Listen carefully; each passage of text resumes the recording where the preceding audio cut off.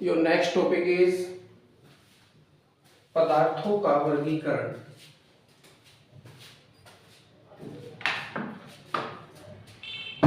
यहाँ तक तो आपने समझा है कि प्रत्येक पदार्थ छोटे छोटे कणों से मिलकर बना होता है जिसे परमाणु कहते हैं। और परमाणु में भी 3 प्रकार के मुख्य कण पाए जाते हैं जिन्हें क्रम से इलेक्ट्रॉन, प्रोटॉन व न्यूट्रॉन कहते हैं। इलेक्ट्रॉन पर नकारात्मक चार्ज होता है, नेगेटिव चार्ज होता है। प्रोटॉन पर धनात्मक चार्ज होता है, पॉजिटिव चार्ज होता है। और जो आपका न्यूट्रॉन होता है वो आवेश रहित होता है, उस पर किसी भी प्रकार का कोई भी आवेश नहीं होता है। प्रत्येक नाभिक के बाहर वृत्ताकार कक्षाएं होती है जिसपे कि इलेक्ट्रॉन परिक्रमा करते रहते हैं और अपने साथ में आवेश को भी घुमाते रहते हैं, क्योंकि एक इलेक्ट्रॉन पर -1.6 × 10⁻⁻19 कूलम का आवेश होता है। तो इलेक्ट्रॉनों के साथ साथ यह आवेश भी उनके साथ साथ घूमता रहता है, परिक्रमा करता रहता है। नाभिक के पास जो कक्षा होती है, नाभिक उस कक्षा पर सबसे ज्यादा अधिक मात्रा में आकर्षण बल लगाता है तथा जो कक्षा नाभिक से दूर होती है उस पर उतना ही कम बल लगाता है, जिसके कारण वे इलेक्ट्रॉन जो दूर वाली कक्षाओं में पाए जाते हैं, दूसरी, तीसरी, चौथी या छठी, 10वीं, 12वीं क्लास में पाए जाते हैं, उन कक्षाओं पर कम बल लगने के कारण वास्तव में वही इलेक्ट्रॉन स्वतंत्र घूमने के लिए होते हैं और भी मुक्त इलेक्ट्रॉन भी कहलाते हैं। इन मुक्त इलेक्ट्रॉनों के आधार पर ही प्रत्येक पदार्थ को मुख्यतः 4 भागों में बांटा जा सकता है, अर्थात पदार्थों को उनकी चालकता के आधार पर 4 भागों में वर्गीकृत किया जा सकता है। पहले कौन कौन से होते हैं जी? चालक होते हैं। चालक को अंग्रेजी में कंडक्टर कहते हैं। जैसे चांदी, तांबा, लोहा तथा अन्य धातुएं आदि इनके भारण हो सकते हैं। जैसे पृथ्वी हो गया, बहुत ही अच्छा कंडक्टर होता है, अर्थिंग होता है। इसके अलावा मानव शरीर हो गया, क्योंकि मानव शरीर में भी सभी प्रकार की धातुएं पाई जाती है। चालक परिभाषा होती है जी इनकी कि ऐसे सभी पदार्थ जिसमें मुक्त इलेक्ट्रॉन अधिक मात्रा में पाए जाते हैं।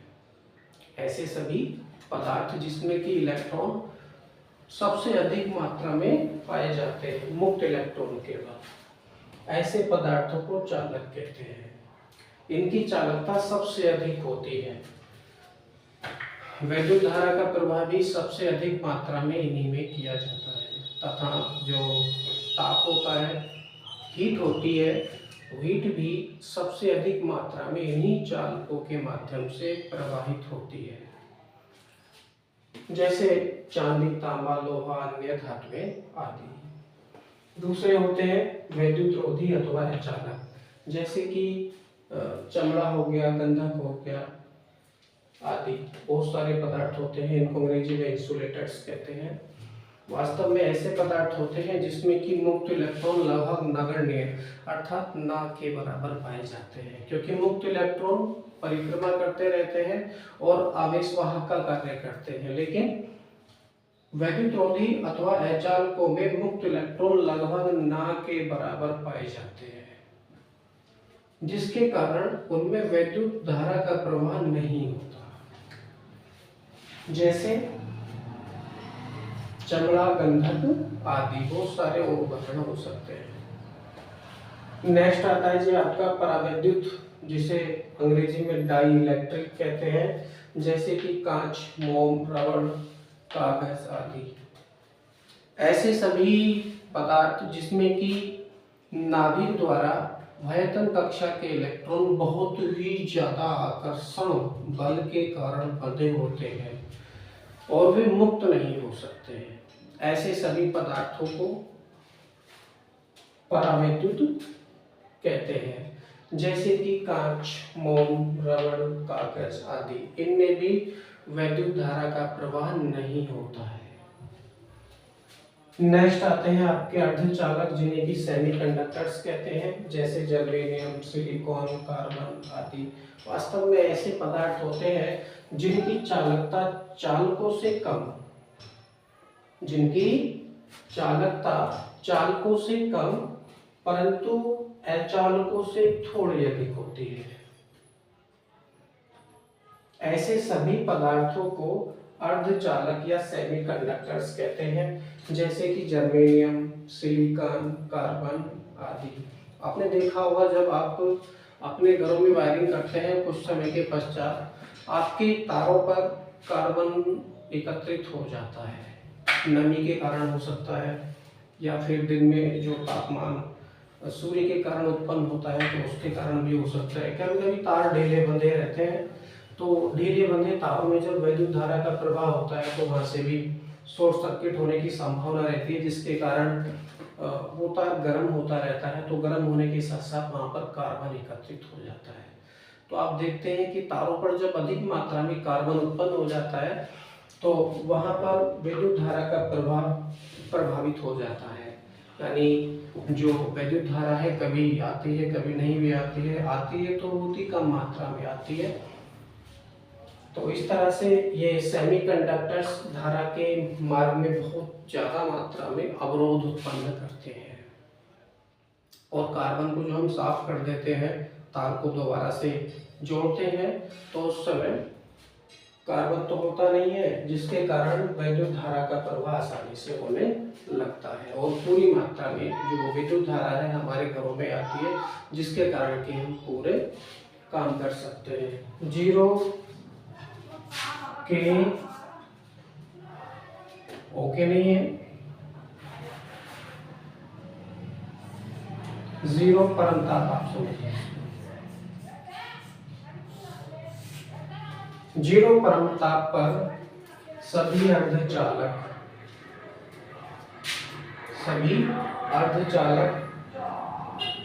अचालकों की भांति व्यवहार करते हैं, क्योंकि उनमें जो इलेक्ट्रॉन होते हैं परस्पर बहुत ही ज्यादा आकर्षण बल के कारण बंधे होते हैं, जिसमें कि विद्युत धारा का प्रवाह नहीं हो सकता है। परंतु जैसे जैसे तापमान बढ़ता है तो कुछ सहसंयोजी बंधों के टूटने से ये इलेक्ट्रॉन मुक्त हो जाते हैं और इनके स्थान पर एक रिक्ति उत्पन्न हो जाती है, रिक्त स्थान उत्पन्न हो जाता है। इन्हें कोटर कहते हैं, रिक्त स्थान को कोटर कहते हैं। और वास्तव में ये कोटर ही आवेश वाहक का कार्य करते हैं। तो अर्धचालकों में जो विद्युत धारा का प्रवाह होता है मुक्त इलेक्ट्रॉन तथा कोटर दोनों के माध्यम से होता है।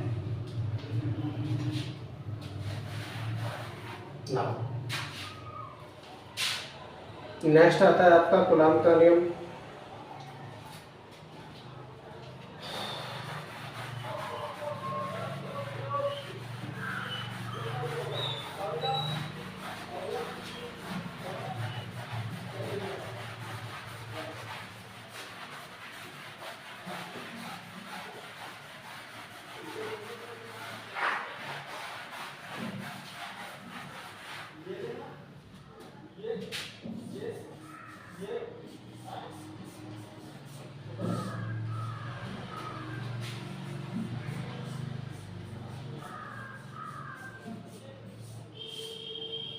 अभी तक हमने समझा है कि सजातीय आवेश एक दूसरे को आकर्षित करते हैं, सजातीय आवेश एक दूसरे को प्रतिकर्षित करते हैं तथा विजातीय आवेश एक दूसरे को आकर्षित करते हैं।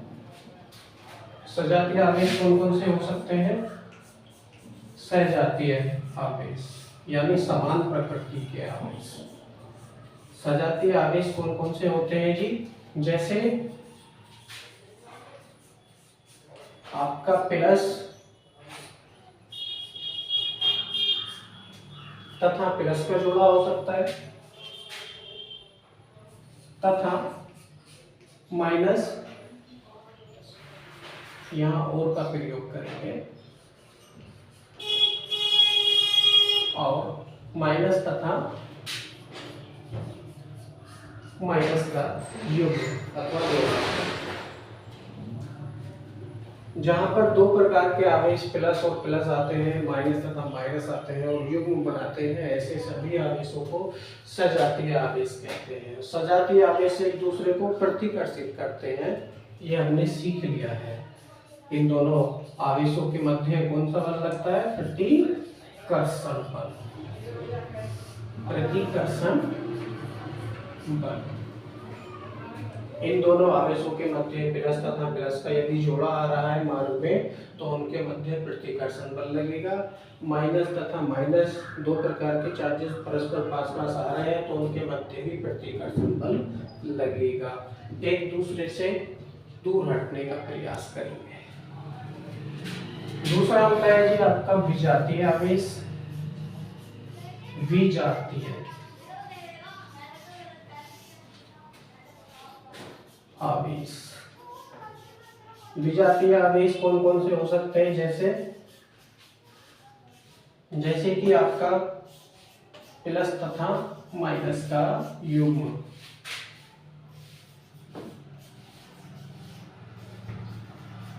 युग्म कह लो या जोड़ा कह लो, बात एक है। विजातीय आवेश का मतलब है विपरीत प्रकार के आवेश। विपरीत प्रकार के आवेशों का युग्म को हम विजातीय आवेश कहते हैं और ये आवेश एक दूसरे को आकर्षित करते हैं, अर्थात इनके मध्य आकर्षण बल लगता है। आकर्षण बल लगता है। तो उसके नियम से पहले जो हम आवेशों के मध्य ज्ञान उत्पन्न कर रहे थे, सीख रहे थे, समझ रहे थे, तो सजातीय आवेश एक दूसरे को प्रतिकर्षित करते हैं, विजातीय आवेश एक दूसरे को आकर्षित करते हैं। परंतु अब तक हमने इन दोनों आवेशों के मध्य लगने वाले बलों के बीच कोई भी आकर्षण अथवा प्रतिकर्षण बल कितना लगेगा कितना नहीं लगेगा, इसकी पुष्टि अभी तक नहीं हो पाई थी। तो सन 1785 ईस्वी में फ्रांस के वैज्ञानिक हैं, सन 1785 ईस्वी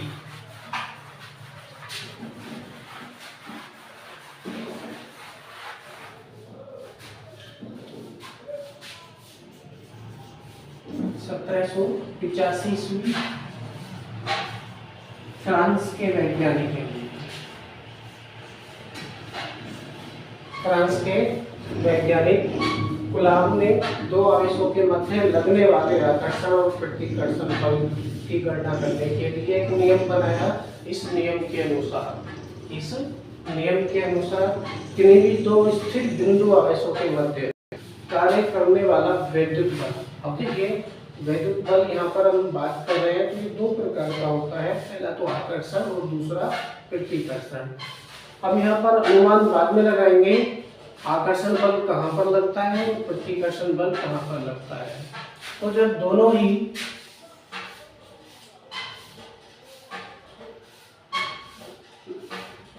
प्लस मान और ये आवेश हो सकता है आपका माइनस।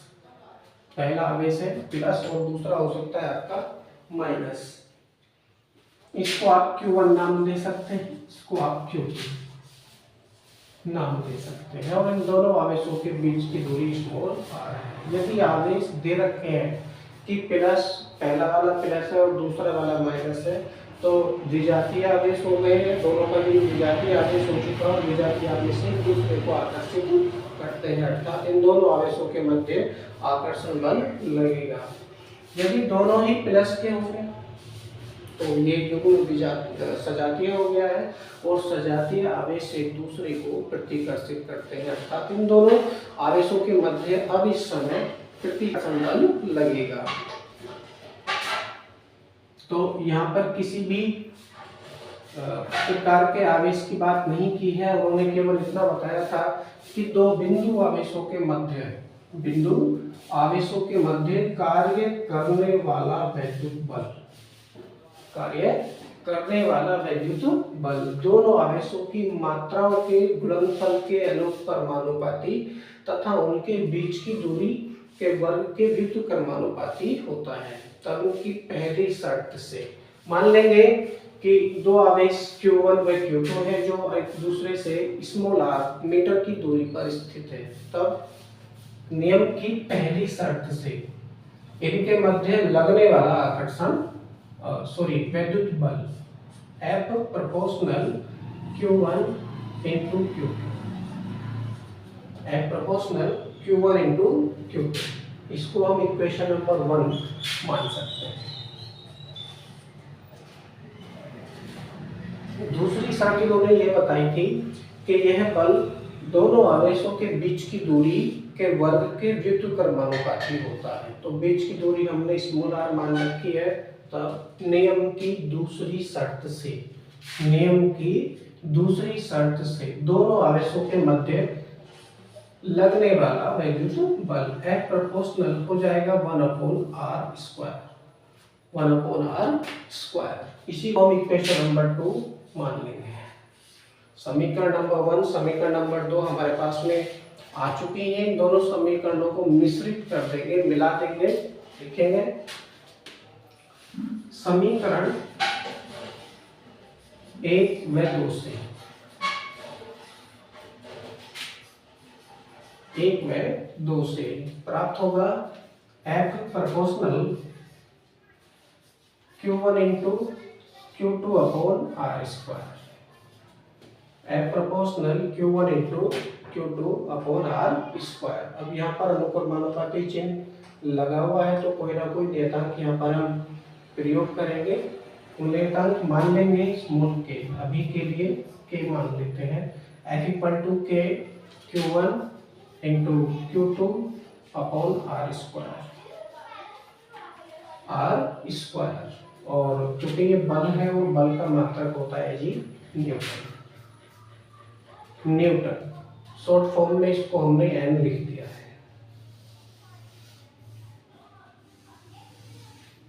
तो ये इसका फॉर्मूला हो चुका है F equal to k Q1 into Q2 upon r²।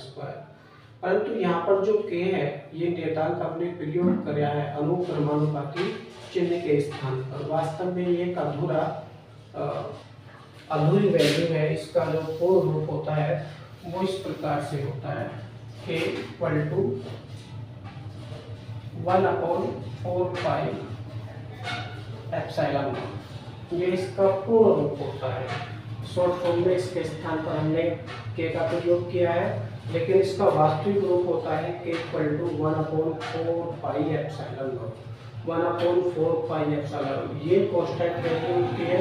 इसका मान होता है पूरी की वैल्यू 9 इंटू 10 की पावर 9 इंटू 10 की पावर 9। इसका मात्रक होता है न्यूटन मीटर स्क्वायर प्रति coulomb square. Newton metre square प्रति कूलम स्क्वायर इसका मात्रक होता है, यूनिट होता है।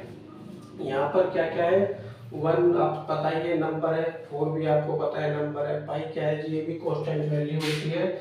इसकी आंतरिक वैल्यू कहीं पर 22/7 भी हम प्रयोग करते हैं, कहीं कहीं पर 3.14 भी प्रयोग करते हैं।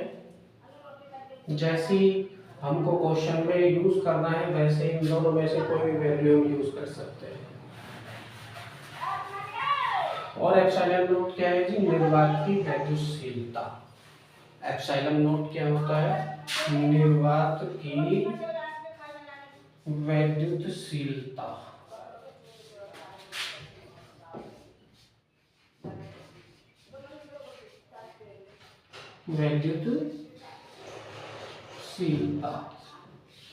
क्योंकि दोनों आवेश हमने माने हैं, मानकर चलिए ये बिंदु A पर स्थित है और ये बिंदु B पर स्थित है। इन दोनों आवेशों के मध्य इस समय वायु है, तो निर्वात अथवा वायु के लिए k की वैल्यू होती है 1। निर्वात या वायु के लिए k की वैल्यू 1 होती है। लेकिन जब हम इन दोनों आवेशों के मध्य कोई परावर्तक k रख देते हैं, मानकर चलिए ये कोई हमने पट्टी रख दी है इस प्रकार की, तो इन दोनों आवेशों के मध्य लगने वाला आकर्षण अथवा प्रतिकर्षण बल घट जाता है। निर्वात की वैद्युतशीलता एप्सिलॉन नॉट है। इसकी आंतरिक वैल्यू होती है epsilon naught equal to 8.85 into 10 की पावर -12। इसका मात्रक होता है, इसको उल्टा कर देंगे, कूलम कूलम स्क्वायर प्रति newton metre square, coulomb square प्रति न्यूटन मीटर स्क्वायर। अब इसका हम विमा भी ज्ञात कर सकते हैं।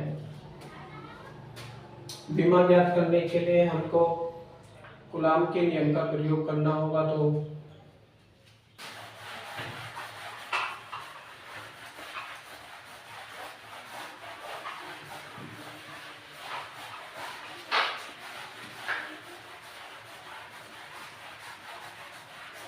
कूलम का नियम हमने ज्ञात कर लिया है, सीख लिया है।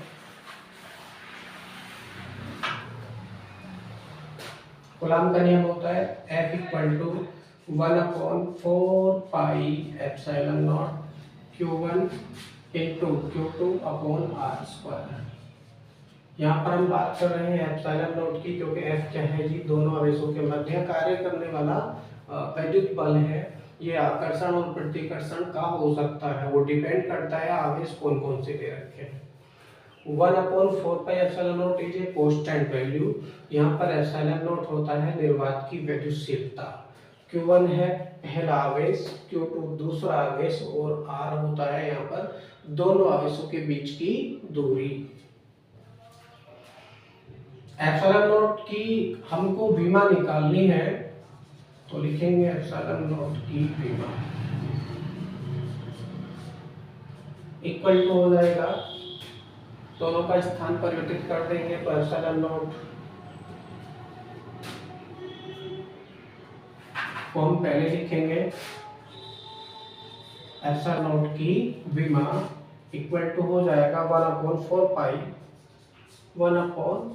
1/4 पाई और ये F इसके स्थान पर जाएगा, क्रॉस मल्टीप्लाई हो जाएगी तो F इंटू Q1 Q2 से लगेगा अपॉन में R²।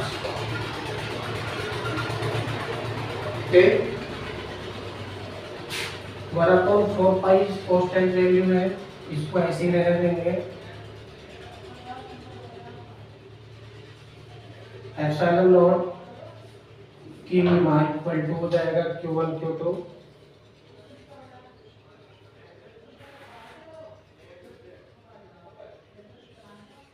Q1 into Q2 upon यहाँ पर F बचा F इंटू R² की विमा। आप इसको इस फॉर्म में भी लिख सकते हैं, क्योंकि 1/4 पाई क्या है जी, आंतरिक वैल्यू है और इसकी कोई विमा नहीं होती है। F बल होता है तो हमने लिख लिया है, नीचे है तो नीचे लिखेंगे, ऊपर की वैल्यू को ऊपर लिखेंगे। अब हम इन सबकी विमा लिखेंगे इनके स्थान पर, तो आगे हमको प्राप्त होगा एप्सिलॉन नॉट की विमा। एप्सिलॉन नॉट की विमा इक्वल टू Q1 और Q2 दोनों ही आवेश है, Q इक्वल टू होता है IT, हमको इसकी विमा भी पता नहीं है मानकर चलिए, तो Q इक्वल टू होता है IT। यहाँ पर इसकी विमा को आप निकाल सकते हैं, Q की विमा equal to I into T की विमा। Q क्या है जी, आवेश है और आवेश का फॉर्मूला होता है Q इक्वल टू IT, तो Q की विमा इक्वल टू IT की विमा। I वैद्युत धारा होती है जो कि मूल राशि होती है, इसकी विमा I होती है, A होती है, इसका मात्रक एम्पियर होता है, तो एम्पियर का पहला अक्षर होता है A, इसकी विमा होती है A, और T होता है समय के लिए मूल राशि होती है, तो इसकी विमा होती है T। तो इस प्रकार से हमको प्राप्त हुआ जो आवेश होता है उसकी विमा AT होती है, आवेश की विमा AT होती है। तो हम लिखेंगे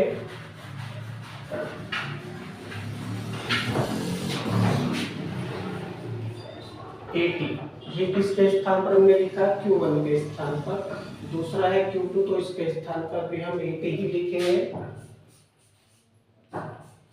मल्टीप्लाई में है तो मल्टीप्लाई में इसको लिखेंगे, और डिवाइड में है तो डिवाइड में इसको लिखेंगे। अपॉन में F बल है, बल की विमा होती है mL/10⁻², लेकिन मानकर चलिए इसकी विमा हमको पता ही नहीं है, तो इसकी विमा भी हम ऐसे ही ज्ञात कर सकते हैं जिस प्रकार से हमने आवेश की विमा ज्ञात की थी।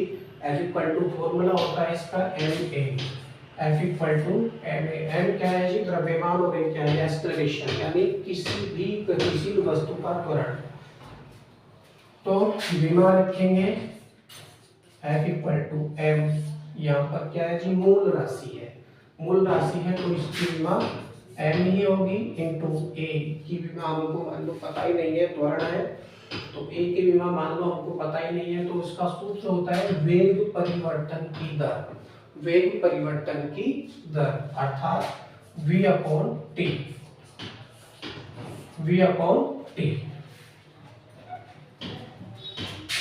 v क्या है जी? वेग, और t है यहाँ पर समय। तो f की विमा हो जाएगी यहाँ पर m इंटू, इसकी विमा होती है एल टी की पावर -1 अपॉन ये t है समय, तो इसकी विमा होती है t। इसको इस तरह से हम लिख सकते हैं, ये थोड़ा अलग कर लेते हैं ताकि मैच ना हो। ये t जब ऊपर जाएगा तो माइनस का हो जाएगा, और माइनस का एक पहले से है तो माइनस के 2t हो जाएंगे। इसको हम लिख सकते हैं f की विमा equal to M L T की पावर -2। तो जो बल की विमा हमने ज्ञात की है वो आ चुकी है f की विमा equal to M L T की पावर -2। इसको हम रखेंगे f के स्थान पर। ये हम आपको इसलिए सिखा रहे हैं कि यदि विमा आप भूल जाओ तो किस प्रकार से उसको ज्ञात कर सकते हो। एम एल टी की पावर -2 इंटू आर। आर ही डिस्टेंस होती है, दूरी होती है, तो दूरी की विमा होती है जी एल, और इसकी पावर 2 है तो इसकी पावर भी आप 2 ही लिखेंगे। ये बड़ा ब्रैकेट मैंने 70 लगा दिया।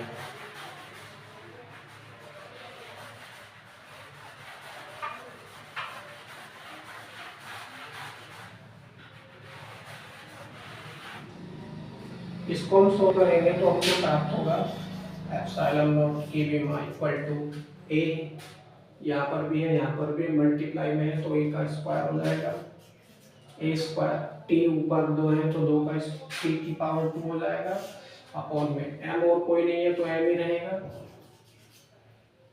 एल एक यहाँ पर है और 2 यहाँ पर है तो एल की पावर 3 हो जाएगा, और टी केवल माइनस के 2 है तो t -2 नीचे रहेगा। अब विमाएं लिखते समय m की वैल्यू पहले, फिर उसके बाद में l की वैल्यू, फिर t की वैल्यू, और जो बचता है बाद में उसकी वैल्यू लिखेंगे। तो इस प्रकार से एप्सिलॉन नॉट की विमा हो जाएगी हमारे पास में। m ऊपर जाएगा तो माइनस का हो जाएगा क्योंकि इसकी पावर प्लस का 1 है नीचे, ऊपर जाने पर ये माइनस का 1 हो जाएगा। तो m की पावर -1, l और तो कोई नहीं है तो l की पावर -3 हो जाएगा क्योंकि इसको ऊपर लेकर जा रहे हैं, t की पावर -2 नीचे है, 2 ऊपर। अब -2 नीचे है, इस पावर को ऊपर यदि हम लेकर जाते हैं तो ये प्लस की हो जाएगी, और प्लस की 2 पहले से ही है तो t की पावर 4 हो जाएगा, t की पावर 4, और a की पावर 2, ऊपर प्लस का है तो इसको प्लस का ही हम लिखेंगे, a की पावर 2। तो एप्सिलॉन नॉट की विमा ये हमारे पास में आ चुकी है। एप्सिलॉन नॉट होता है निर्वात की वैद्युतशीलता, निर्वात की वैद्युतशीलता। इसकी विमा होती है l की पावर -1, l की पावर -3, t की पावर 4, a की पावर 2। यहीं से इसका हम मात्रक भी यदि ज्ञात करना चाहें तो मात्रक भी ज्ञात कर सकते हैं। एप्सिलॉन नॉट का मात्रक,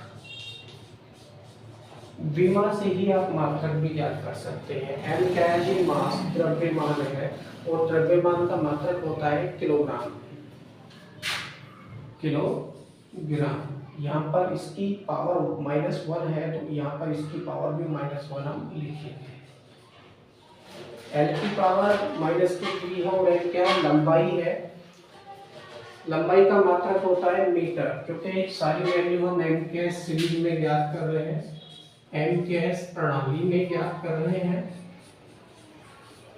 एम के एस प्रणाली में एम क्या होता है जी, मीटर के किलोग्राम और S second. M K S किसी व्यक्ति का कोई नाम नहीं है, ये मापन की प्रणाली होती है। M K S series metre kilogram second, metre kilogram second. तो मास यानी द्रव्यमान का मात्रक किलोग्राम है, इसकी पावर -1 है, तो यहाँ पर इसकी पावर भी -1 हम लिखेंगे। आगे आता है यानी लंबाई, इसका मात्रक होता है मीटर, इसका मात्रक होता है मीटर, तो मीटर की पावर -3 है ऊपर है, तो यहाँ पर इसकी पावर भी -3 हम लिखेंगे। टी क्या होता है, समय, समय का मात्रक होता है जी सेकेंड, सेकेंड, सेकेंड की पावर यहाँ पर 4 है, तो यहाँ पर भी हम 4 लिखेंगे। और ए क्या होता है जी, एम्पियर।